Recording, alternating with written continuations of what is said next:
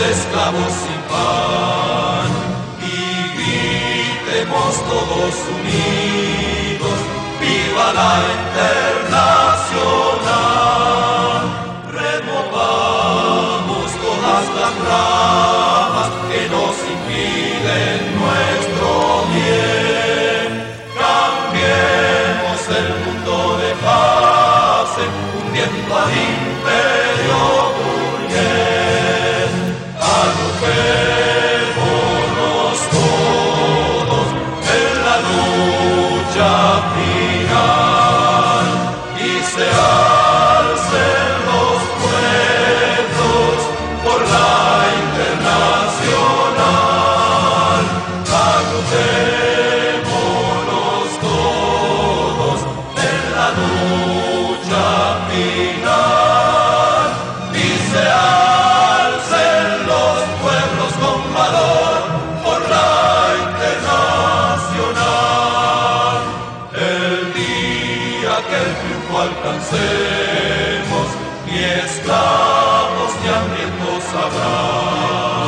La tierra será el paraíso de toda la humanidad. Que la tierra dé todos sus frutos y la dicha en nuestro hogar. El trabajo es el sostén que a todos de la abundancia hará gozar. Agrupémonos todos en la lucha final y se alcen los pueblos por la Internacional. Agrupémonos todos en la lucha final y se alcen los pueblos con valor por la Internacional. Pues muy buena noche a nuestros amigos y a quienes están con nosotros. Es el primer programa del mes de mayo. Por cierto, este mes está lleno de situaciones que justificaban ser consideradas en nuestra agenda de nuestro canal de Política y Trabajo, el programa quincenal del mismo nombre y de tintero político. Por lo que tuvimos que jerarquizar según nosotros, ¿no? Y lo hicimos tomando una decisión política. Dejamos para otros momentos, otros espacios, temas como el 1 de mayo, que tiene que ver con el Día del Trabajo, el Día de la Santa Cruz. Soy arquitecto y entonces, bueno, tiene que ver con el Día del Albañil, el único día donde se tutean arquitectos y albañiles. El 5 de mayo del 1862, que tiene que ver con el triunfo del ejército mexicano contra el ejército francés. Esto se dio en Puebla. Y luego está el 10 de mayo, que es el Día de la Madre, que es importante. El 15 de mayo es el Día del Profesor. Y pues finalmente nos decidimos por el 5 de mayo, que es el aniversario del nacimiento de Carlos Marx, de un gran personaje del siglo XIX, pues nadie lo alcanza, y tampoco en el 20 y en el 21, por cierto, ¿no? Además, resulta que es el cumpleaños de Javier Guerrero, un amigo muy querido en Izquierda Republicana. En fin, como lo dijimos antes, por consideraciones políticas decidimos este tema. Lo titulamos Marx igual a materialismo histórico. Y el expositor es Rubén Darío Arechiga Robles, su servidor. Mi acercamiento a Marx y al marxismo tuvo su origen en un activismo sindical desde una izquierda, misma en la que nuestro imaginario colectivo de esa generación, nos hizo suponer que el socialismo, como la fase de transición al comunismo, estaba a la vuelta de la esquina, ¿no? Creíamos que el bloque socialista y particularmente la URSS, la guerra de Vietnam y la Revolución Cubana eran muestra de la decadencia estadounidense y del capitalismo en general. Por lo que era posible la Revolución Socialista. También pensábamos que estábamos iniciando una nueva fase civilizatoria. La verdad es que eran puros cuentos chinos, puras pretensiones propias de la juventud estudiantil pequeño burguesa. y que muchos al término de los estudios profesionales, por cierto, se olvidaban, o nos olvidábamos quizás, ¿no?, de la revolución proletaria. Sin embargo, el marxismo para mi persona tuvo y tiene vigencia, nada más y nada menos por lo que es el materialismo histórico. Subrayo con mayúsculas, materialismo histórico. Eso es lo que voy a desarrollar.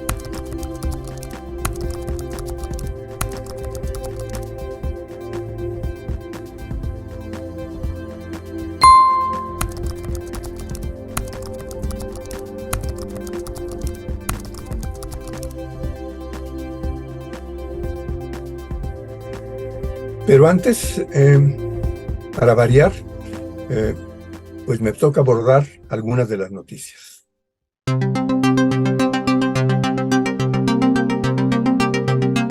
Primera noticia. La directora de CONACYT, María Elena Álvarez Builda, informó que la elaboración de la vacuna Patria ha concluido y se encuentra ya en la última fase que corresponde al proceso de aprobación final por parte de la Comisión Federal para la Protección contra Riesgos Sanitarios.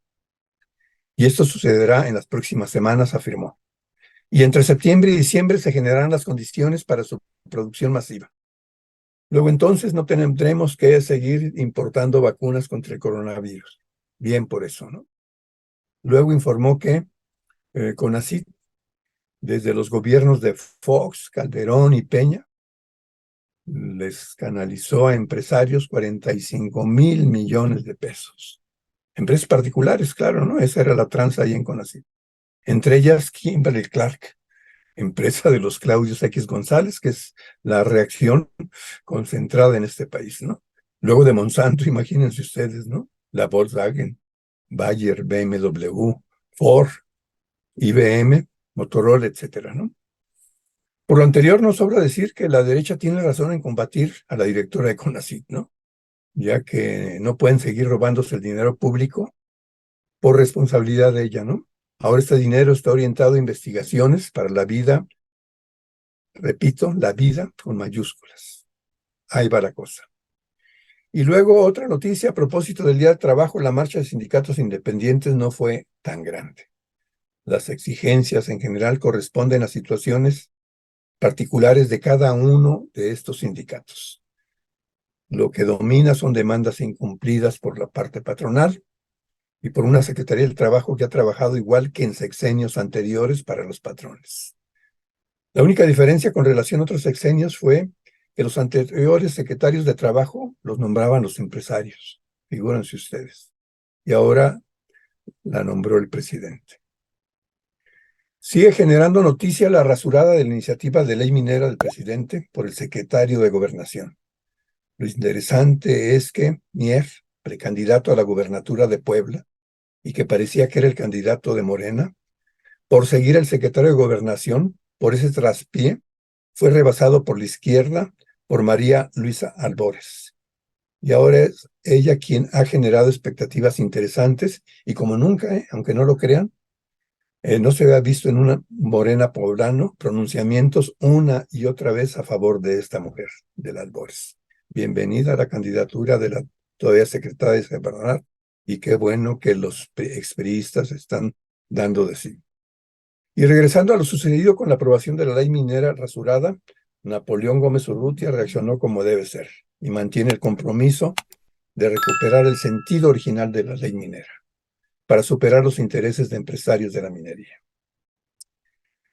Y cerramos con una noticia de Europa, en la lógica de la celebración del Día del Trabajo. La clase obrera en Francia sigue calentando motores, ganando experiencia política para mejor enfrentar el neoliberalismo salvaje.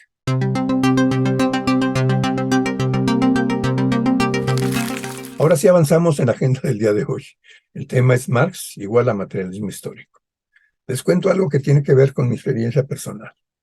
Hace 17 meses hicimos el programa digital que se llamó Notas sobre el Trabajo Sindical, en reconocimiento a quien le debemos lo que somos políticamente, pues algunos activistas que por ahí andamos a propósito de la cuestión sindical.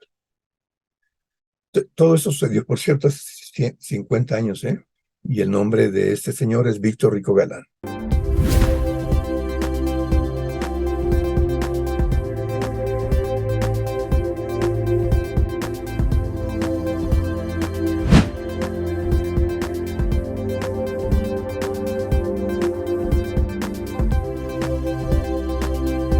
pensador marxista comprometido con la causa proletaria y que nos salvó algunos del espíritu triunfalista de los 68eros que dominaban el escenario en el IPN y, por cierto, también en la UNAM.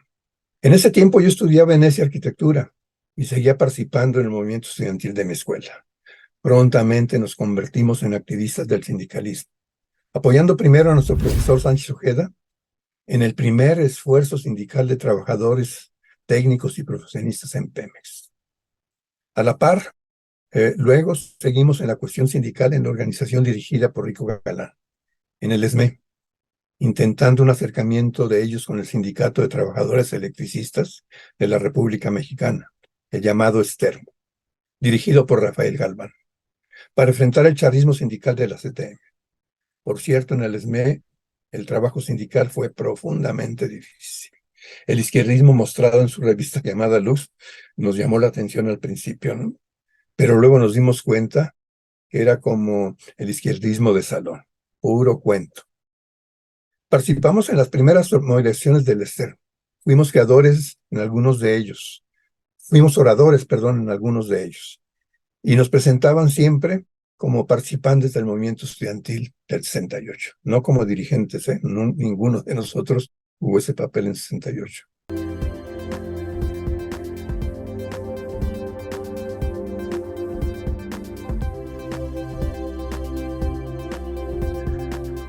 Por nuestro activismo, con los que producen la riqueza en el capitalismo, aquellos que lo único que tienen para vivir era su prole, su familia, se dio de manera natural al principio y luego forzando la decisión que algunos camaradas dejaran la escuela y se proletarizaran.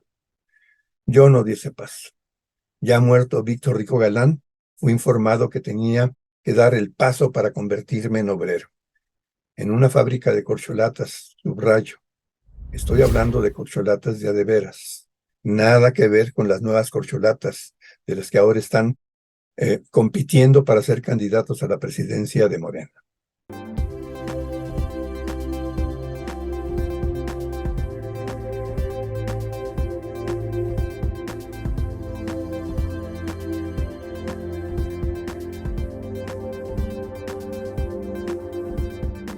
Pedro Uranga, el nuevo dirigente principal, ya muerto Víctor Rico Galán, fue quien impulsó que mi persona organizara una huelga general de refrescos y cervezas vía la huelga de fábrica de corcholatas.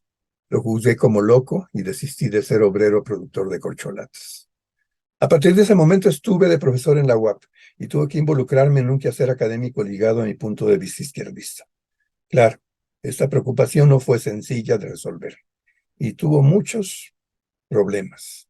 Lo primero que se nos ocurrió a profesores de la Escuela de Arquitectura fue introducir el marxismo, figúrense ustedes, sin justificación académica. Y por lo tanto, obvio, eran cursos propios de una escuela de formación política, de un partido comunista o un partido obrero. Y por cierto, no tuvimos oportunidad de rectificar. Antes nos corrieron las autoridades de la UAP, quienes eran miembros del Partido Comunista Mexicano.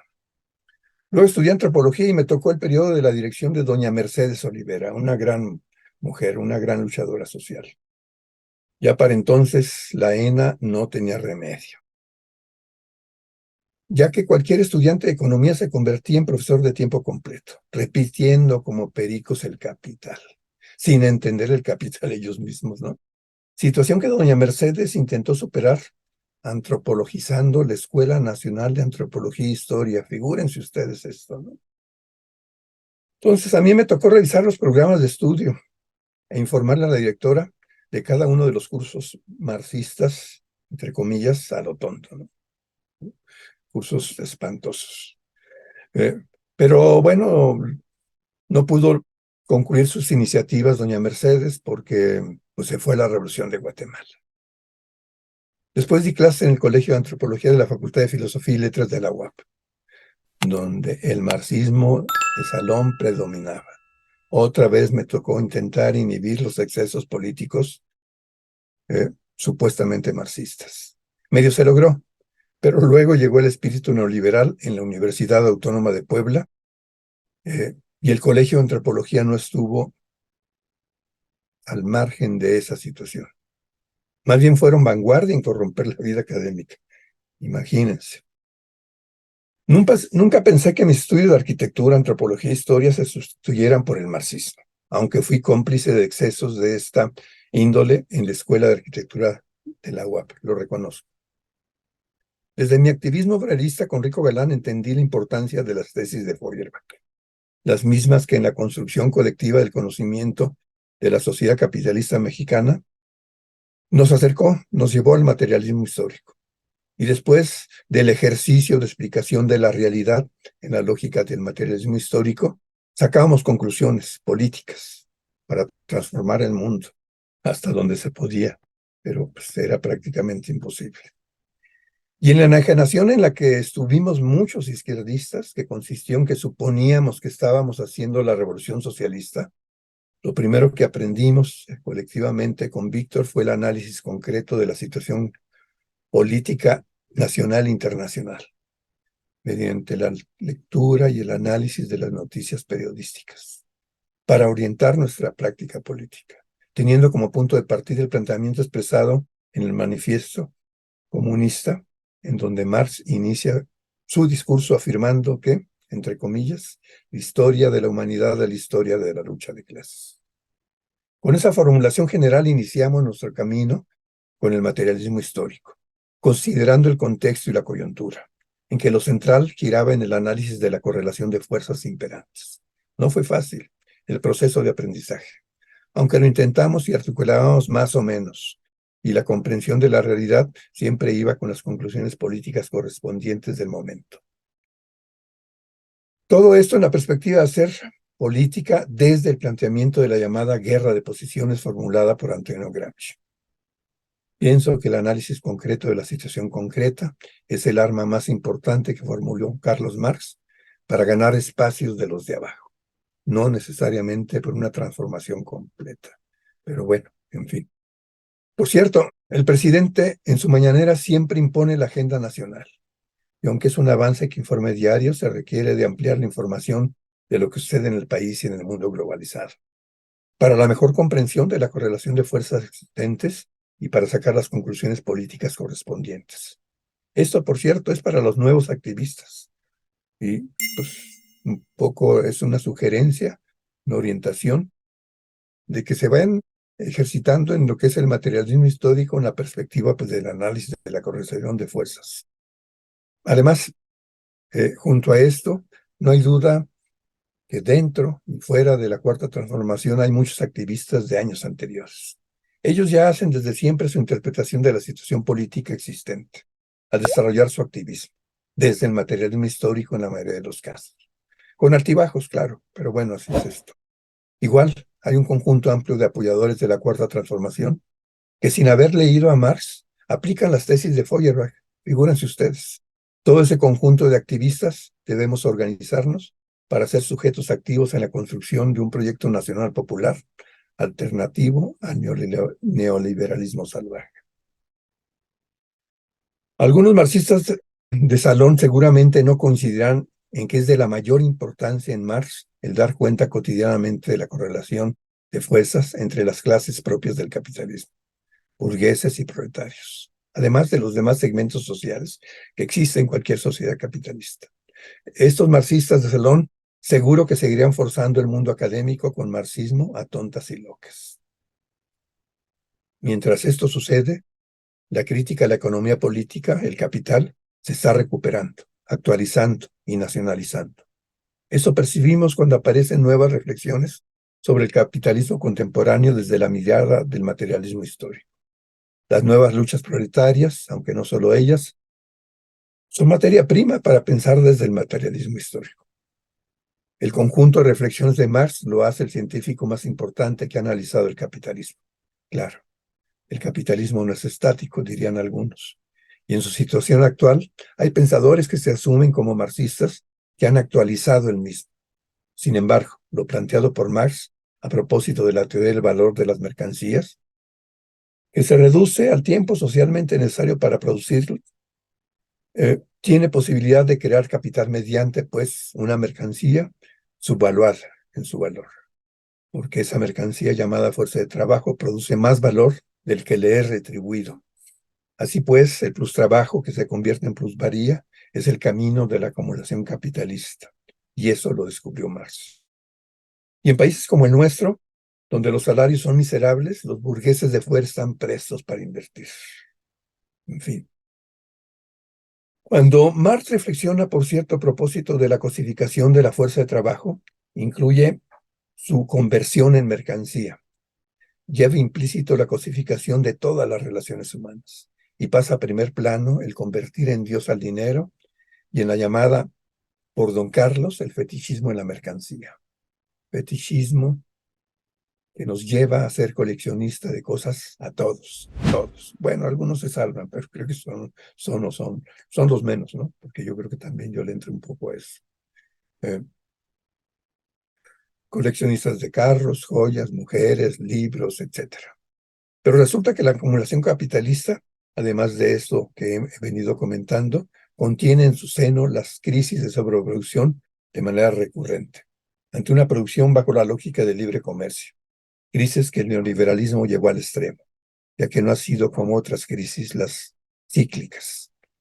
La actual, la crisis neoliberal, lleva casi 40 años y por lo tanto las nuevas generaciones han padecido toda su vida esta crisis. Después de este pequeño recuento del marxismo, corto, muy corto, por cierto, pregunto, ¿el marxismo tiene vigencia? Y para los marxistas de salón, pues hay un pilón. Hay opciones para que desde el materialismo histórico, mediante investigaciones, den cuenta del desarrollo de las distintas profesiones, poniendo el acento en conocer principalmente la relación profesión-capitalismo actual. Por cierto, esta propuesta no es para que los estudiantes de las distintas profesiones se vuelvan marxistas, más bien para que conozcan las posibilidades distintas que hay para ejercer su profesión. Y luego entonces, el espíritu de Carlos Marx será reconocido no solo por los que tienen la responsabilidad de construirse para ser sujetos para sí, porque siendo obreros en sí necesitan organizarse para acabar con la propiedad privada, pasando de ser clase obrera en sí en clase obrera para sí.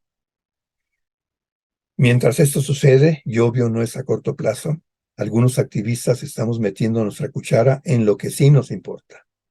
Un proyecto nacional popular, para que en nuestros espacios educativos, en el poli, por ejemplo, en el sindicalismo, también en el mismo poli, y en nuestro canal de Política y Trabajo, continuaremos ejerciendo nuestro activismo, reconociendo que como pequeños burgueses no somos figura principal en la construcción de una nueva sociedad sin clases.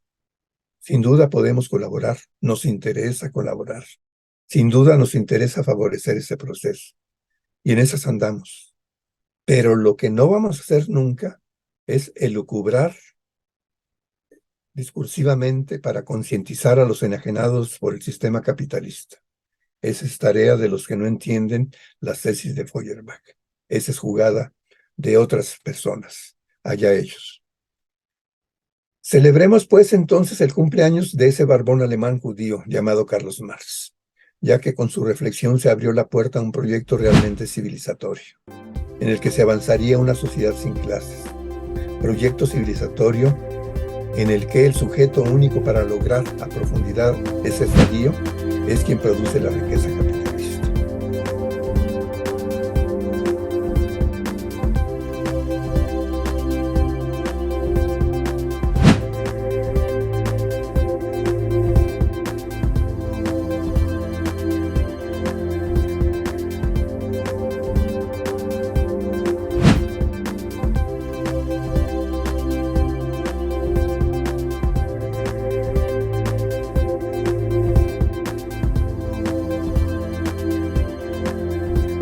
Que por cierto, a pesar de que esa clase, la proletaria, ahora no ha dado el paso para convertirse en clase para sí, no hay duda, solo de ellos depende que el carácter social de la producción concluya en socializar esa riqueza.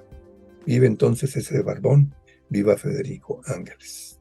Bueno, pues les hago un comentario, les informo que Asu, Gandhi, Juan Carlos, César Iglesias, Agustín Olaf, Rubén Cantú Chapa, mi tocayo, quien por cierto el pasado jueves publicó en la jornada una reflexión sobre la reorientación de CONACYT, quitándole el carácter de institución privada y orientándola a partir de esta nueva situación de CONACYT en Ciencia para la Vida. Pero hay una decena más de compañeros en este proceso que tiene que ver con impulsar una revista periódica mensual, llamada Sin Nombre. Qué feo nombre, ¿verdad? Sin Nombre. Que desarrollará principalmente historias de la ahora llamado Centro Histórico, la que por mucho tiempo territorialmente fue la capital de la Nueva España, capital de los Estados Unidos mexicanos, el Distrito Federal. Y en este más, pues aparece el número 1. En ella daremos cuenta de la celebración del 1 de mayo, lo que no pudimos hacer en este programa, de la derrota de los franceses el 5 de mayo de 1862, de un seguimiento hemerográfico del periodo cardenista. Empezamos con el mayo de 38 y le seguimos hasta que termine finalmente el sexenio, y algunas otras temáticas. Les avisaremos cuando aparezca la impresión. Daremos a conocer la versión digital y de papel para que nos lean. Gracias. Bueno, pues resulta que llegó la hora de despedirlos, recordándoles que alcen su manita, ya que su apoyo es fundamental para que sigamos existiendo. Los esperamos el próximo sábado con un programa más de política y trabajo, encabezado por ASU. Agradecemos a ASU y Gandhi su apoyo a la producción de Tintero Político de este programa y todos los que hemos hecho anteriormente. Y entonces, el próximo sábado con ASU y dentro de 15 días nos vemos nosotros. Buenas noches.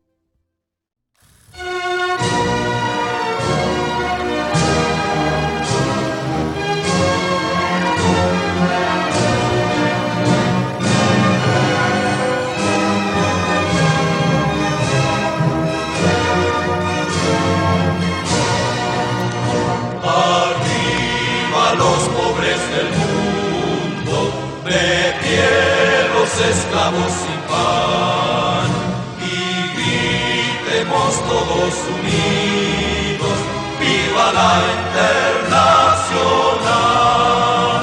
Removamos todas las ramas que nos impiden nuestro bien, cambiemos el mundo de paz, hundiendo al imperio burgués.